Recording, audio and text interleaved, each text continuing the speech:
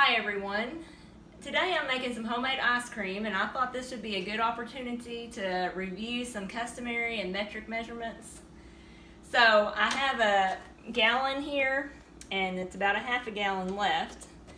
And within a gallon we have 4 quarts. So 4 of these quarts would make a gallon.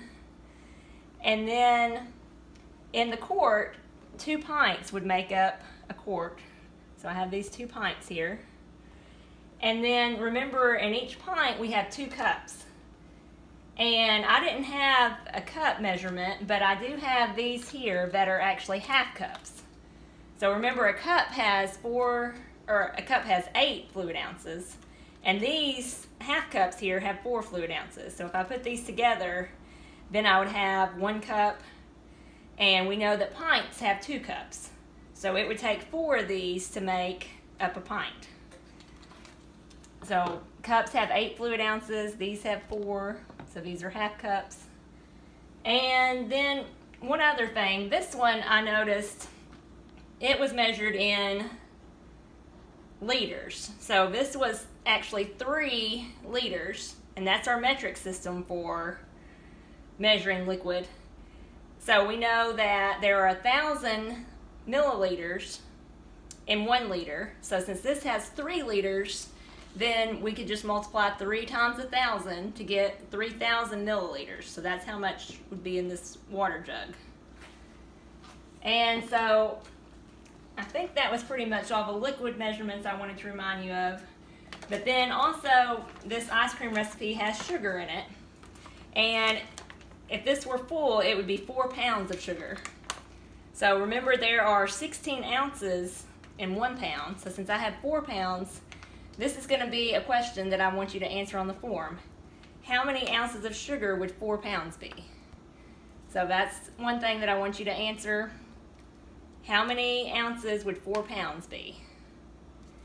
And then I'm going to go ahead and tell you our mystery word for today is actually going to be whipping cream. So whipping cream is our mystery word.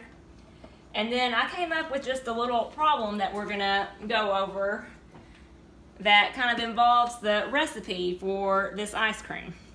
So if I had a half a gallon of milk, and then I need 4 cups for the ice cream. So I have a half a gallon and I need 4 cups for the ice cream. How many quarts do I have left?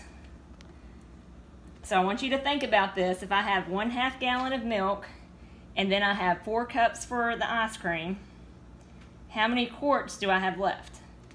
So I've used gallons here, cups, and quarts. So I want my answer to be in quarts, but I need to think about how I can get my answer into quarts whenever I'm starting out with gallons and then I'm using cups.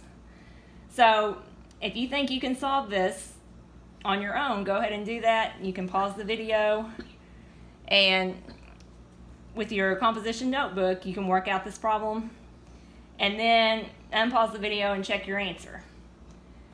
So I'm going to start out, I'm thinking about how many cups are in a gallon. So if you'll remember when we drew the big G and then we had our 4 Q's to represent our quarts, and then I had my 2 pints within that, and then within each pint I had 2 cups. So I can think about, without actually writing it down, there was 2, 4, 6, 8, 10, 12, 14, 16. So 16 cups in 1 gallon. But I have a half a gallon, so I need to half this. So that means I have 8 cups. So I'm starting it out with 8 cups. But then I'm going to use 4 cups for the ice cream. So if I do 8 cups minus the 4 cups, that means that I have 4 cups left over. But the question asks, how many quarts do I have? So I can think back to this drawing. And if I had my quart, I have 2 pints in the quart, and then in each pint I have the 2 cups. So that can help me to see that I'm going to have 4 cups in 1 quart. So 4 divided by 4 gives me 1 quart. Or, just by looking at the diagram, I can see that 4 cups is equal to 1 quart. So the answer to my question, how many quarts do I have left? I would have 1 quart of milk left. All right, so you have a few more questions like this on the form. Be sure to take your time and show your work in your composition notebook.